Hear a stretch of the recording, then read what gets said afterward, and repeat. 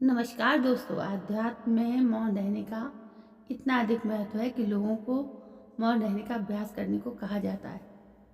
लेकिन व्यवहार में भी कुछ जगहों पर मौन रहना आपको जीवन में सफल होने का सुखद एहसास दे सकता है। कुछ ऐसी परिस्थितियां हैं जहां मौन रहना अति आवश्यक हो जाता है। तो चलिए जानते हैं ऐसी किन्हीं खास परिस्थितियों के बारे में। आध्यात्म में मौन का अर्थ केवल बाहरी चुप्पी नहीं है, बल्कि ये आंतरिक शांति और आत्मिक विकास का एक माध्यम है। यह आध्यात्मिक साधना का एक महत्वपूर्ण अभ्यास है। तो आत्मज्ञान और मानसिक संतुलन की प्राप्ति में सहायक है। श्रीमद् भगवत गीता में मौन को योग और तप का एक रूप बताया गया है। वहीं उपनिषद में मौन को ब्रह्म का प्रतीक कहा गया है और माना गया है कि जहाँ शब्द समाप्त हो जाते हैं और आत्मा का अनुभव होता है। जैन धर्म और बौद्ध धर्म में मौन को साधना और आत्मिक विकास का एक महत्वपूर्ण साधन माना गया है। आध्यात्मिक गुरु श्री प्रेमानंद महाराज ने भी बताया है कि जीवन में कुछ परिस्थितियां ऐसी होती हैं जहां मौन रहना हमारे हित में होता है। उन्होंने 7 ऐसे स्थानों का वर्णन किया है जहां मौन धारण करने से आपकी जिंदगी में महत्वपूर्ण बदलाव हो सकते हैं।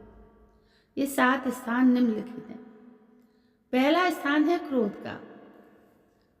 क्रोध मनुष्य का बहुत बड़ा दुश्मन होता है, क्योंकि क्रोध में बोले गए शब्द किसी हथियार से कम नहीं होते।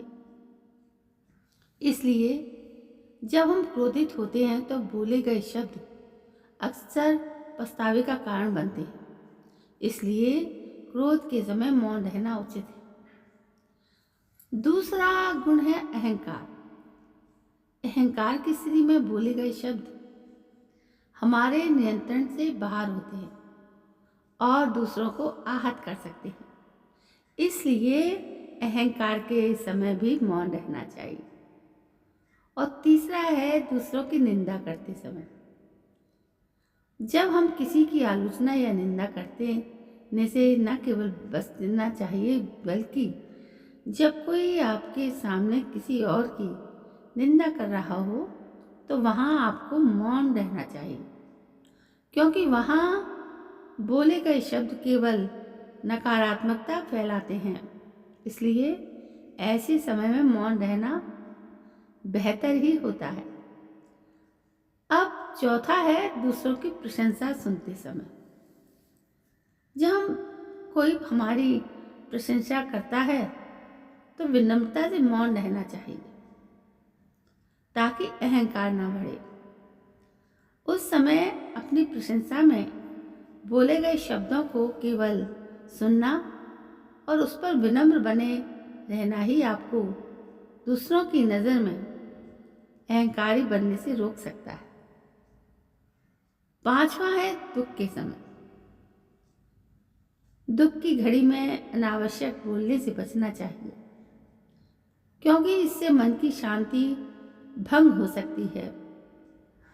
दुख में कौन सा शब्द किसे भेद जाए ये कहना मुश्किल होता है, क्योंकि दुख में अक्सर लोगों की मानसिक हालत अस्थिर होती है। छठा है अज्ञानता में। जब हम किसी विषय की पूर्ण जानकारी नहीं रखते तो उस पर बोलने से बचना चाहिए। मौन रहकर सुनना और सीखना अधिक लाभदायक होता है।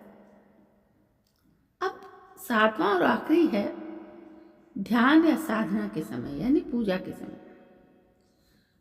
आध्यात्मिक अभ्यास के दौरान मौन रहना मन को एकाग्र करता है और आत्मिक उन्नति में सहायक होता है। तो दोस्तों, ये थे 7 ऐसे प्रमुख स्थान जहां पर यदि आदमी अपने जीवन में सफलता चाहता है तो मौन रहना ही उसके लिए ज़्यादा हितकर होगा।